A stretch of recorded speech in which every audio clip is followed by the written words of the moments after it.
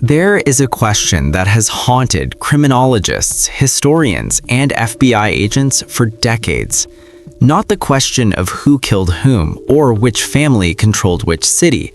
The question is simpler and far more unsettling. How does the most powerful, most secretive criminal organization in American history, an organization so careful that its own members sometimes denied it existed, how does it manage to hold its single most important meeting of the 20th century and get caught by one cop in a small town that most Americans had never heard of? That question leads you to a dirt road in upstate New York. It leads you to a man grilling steaks in his backyard. And it leads you, eventually, to a truth so cold and so precise that it changes everything you thought you understood about who was really in control. The year was 1957, and America was changing fast. Elvis Presley was on television. The Soviets had just launched Sputnik. Suburban neighborhoods were spreading across the country like watercolor on wet paper. On the surface, it looked like a nation at peace with itself, prosperous and clean and moving forward. But underneath that surface, in the shadows of cities like New York, Chicago, Detroit, and Tampa, something else was happening. The American Mafia, La Cosa Nostra, our thing, was at the height of its power. It controlled labor unions, construction contracts, garbage collection, garment districts, and gambling operations from one coast to the other. Its leaders wore suits that cost more than most Americans made in a month. They lived in houses with manicured lawns in respectable neighborhoods. Their children went to good schools. Their wives went to church. And for years, the man who ran the FBI, J. Edgar Hoover, had been telling the American public that there was no such thing as a national organized crime syndicate. The mafia, he insisted, was a myth, a newspaper exaggeration. Hoover had other priorities: communists, civil rights leaders, political enemies. The mob, in his official view, simply did not exist as a coordinated national force. The men who ran La Cosa Nostra knew this. They had, in a way, been counting on it. Vito Genovese was a man who wanted more than he had, which was already a great deal. He had been born in a small village outside Naples, Italy in 1897, and had come to New York as a teenager. By the time he was a young man, he was already working for the most powerful criminal organization the city had ever seen, running alongside a Sicilian immigrant named Charles Luciano, who would eventually reorganize the entire American underworld and become known forever as Lucky Luciano. Genovese was violent, cunning, patient, and deeply ambitious. He had fled to Italy in 1937 to escape a murder charge, had somehow ingratiated himself with Mussolini's fascist government, and had returned to the United States after World War II to find that another man, Frank Costello, had taken over the family he felt was rightfully his. Over the following years, Genovese maneuvered, plotted, and waited. By 1957, he was close to the thing he wanted most, to be recognized as the most powerful man in American organized crime. The old title was Capo di tutti capi, boss of all bosses. It had not been officially held by anyone since Luciano. Genovese intended to change that. But first, there were problems to address. There was the matter of Albert Anastasia. Albert Anastasia was not a man anyone enjoyed having problems with. He had run Murder Incorporated, the organized crime enforcement arm that carried out killings across the country for money. He was known as the Mad Hatter, though not the kind you read about in children's books. He was erratic, violent, and growing more unpredictable by the month. He had begun selling mafia membership, allowing men to pay for the privilege of being made members of La Cosa Nostra, which was not only against the rules, but deeply offensive to men who had spent decades honoring those rules. On the morning of October 25, 1957, Albert Anastasia sat down in the barber's chair at the Park Sheraton Hotel in Manhattan, draped in a hot towel, leaning back with his eyes closed. Two men walked in, nudged the barber aside, and shot Anastasia multiple times. He died on the barbershop floor. Vito Genovese had arranged it. He had done so with the approval of Carlo Gambino, who was Anastasia's own underboss and who would now step up to take control of the Anastasia family. It was the kind of cold, precise transaction that the upper levels of organized crime ran on. Alliances made, loyalty traded, violence used as a business tool.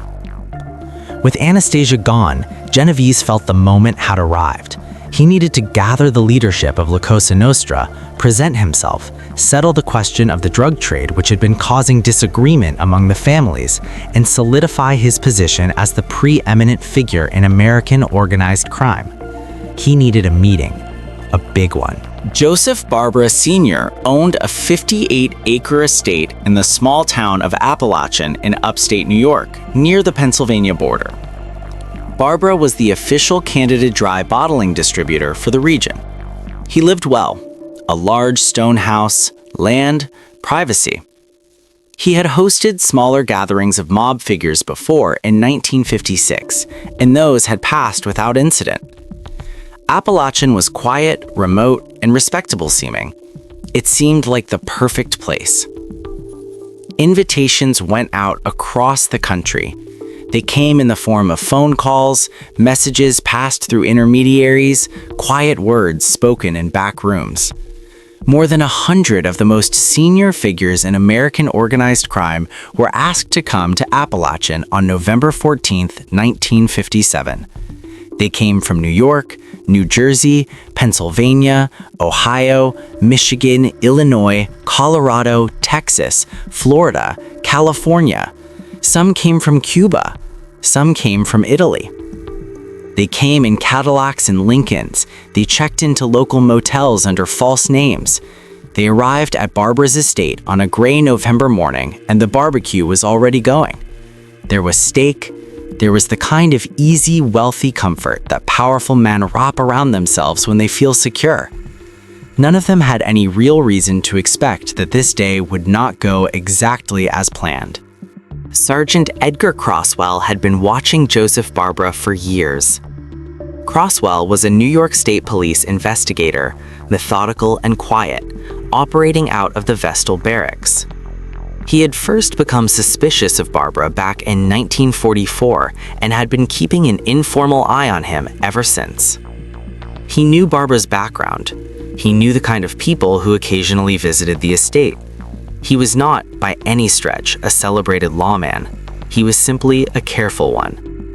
On November 13th, the day before the meeting, Croswell happened to be following up on an unrelated matter at a local motel and noticed that a large number of rooms had been reserved under the name of one of Barbara's associates. He also noticed that Joseph Barber Jr. had ordered an unusually large amount of meat from a local supplier. These two things, the motel reservations and the meat, were each individually meaningless. Together, they made Croswell curious. He came back the next morning with a small number of officers and set up a checkpoint on the road leading away from the Barbara estate. What happened next was something close to chaos. One of the men inside the estate caught sight of the police cars on the road below. The word spread through the gathering with the speed and terror of a fire in a closed room. These were men who understood instinctively and immediately what law enforcement attention meant. They did not pause to think rationally. They ran. They ran in every direction. They went through the woods behind the estate, crashing through brush in their expensive suits, their dress shoes filling with mud and leaves. Some hid in the trees. Some tried to circle around through the fields. One man was found hiding behind a fallen log, his silk ties still neatly knotted. Another was discovered deep in the woods, completely lost, his city shoes in shreds. Croswell and his small team could not stop everyone. Many got away, but approximately 60 men were detained and questioned at the roadblock. Their names were taken, their driver's licenses were checked. Among them were some of the most senior figures in American organized crime: Vito Genovese himself, Carlo Gambino, Joseph Bonanno, Santo Trafficante Jr., and dozens of others. None of them had any official reason to be there together. None of them offered a convincing explanation. Several claimed they had simply stopped by to visit their sick friend Joseph Barbara. This explanation did not improve with repetition. The story broke across the country within days. Newspapers ran the names. Congress launched investigations, and J. Edgar Hoover, the man who had spent years insisting that the National Mafia did not exist, found himself confronted with a guest list that made his position completely untenable. Within months, the FBI established its Top Hoodlum program, specifically targeting organized crime figures. The age of federal ignorance, whether genuine or convenient, was over. The consequences for the men who had been caught at Apalachin were serious. A number of them were convicted of conspiracy charges, though many convictions were later overturned on appeal. The families they led became targets of sustained federal law enforcement attention in ways they had never experienced before. The careful, comfortable invisibility that American organized crime had operated under for decades was gone. It would never fully return. For Vito Genovese, the man who had organized the whole event, the results were catastrophic. He was convicted in 1959 on federal narcotics trafficking charges. The evidence against him was assembled with the help of a Puerto Rican drug dealer named Nelson Cantelops, who testified about Genovese's involvement in heroin distribution. Genovese always insisted the case against him had been fabricated, that he had been framed. He insisted this from his cell in the Atlanta Federal Penitentiary, where he would die in 1969 of heart failure, having never walked free again. And here is where the story turns. For years, investigators and historians assumed that the Apalachin disaster had been a simple failure of planning. Too many men, too much attention, one careful cop in the right place. An embarrassing accident, the kind of mistake powerful organizations make when they grow too comfortable, too arrogant, too certain of their own invulnerability. But over time, a different picture began to emerge. Researchers who dug into the history of that period, who traced the relationships between the men at that meeting and the events that followed, began to notice something that did not fit the accident theory. The man who benefited most from everything that happened in November 1957 was not Vito Genovese. Genovese ended up in prison. The man who benefited most was Carlo Gambino. Gambino had been Anastasia's underboss. He had helped arrange Anastasia's murder. He had attended the Apalachin meeting. He had been detained, questioned, and released. He faced no serious federal charges. And in the years following Apalachin, as Genovese sat in a prison cell insisting he had been framed, Carlo Gambino quietly consolidated power across the New York families and became the most influential figure in American organized crime. The family he led would eventually bear his name. It would become the most powerful crime family in the United States. It would remain so for decades. Some investigators, including law enforcement officials who worked these cases later in their careers, came to believe that the tip to the police, or at minimum the conditions that allowed Croswell to see what was happening, had not been entirely accidental. That someone, possibly someone inside the meeting itself, had wanted Genovese exposed, had wanted the FBI to have names and faces, had been willing to sacrifice the secrecy of the entire American Mafia in order to ensure that one man never got the power he was reaching for. There was never a conviction. There was never a confession. The men who might have known the truth are all dead now.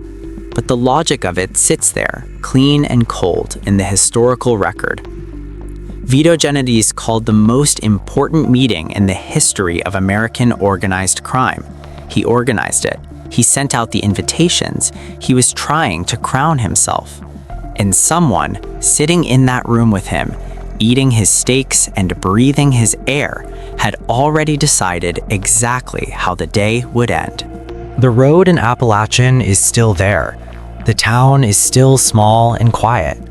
Most people drive through it without knowing what happened on that November morning, without knowing that the course of American criminal history was altered in those woods and on that muddy road by a sergeant who noticed too many motel rooms and too much meat.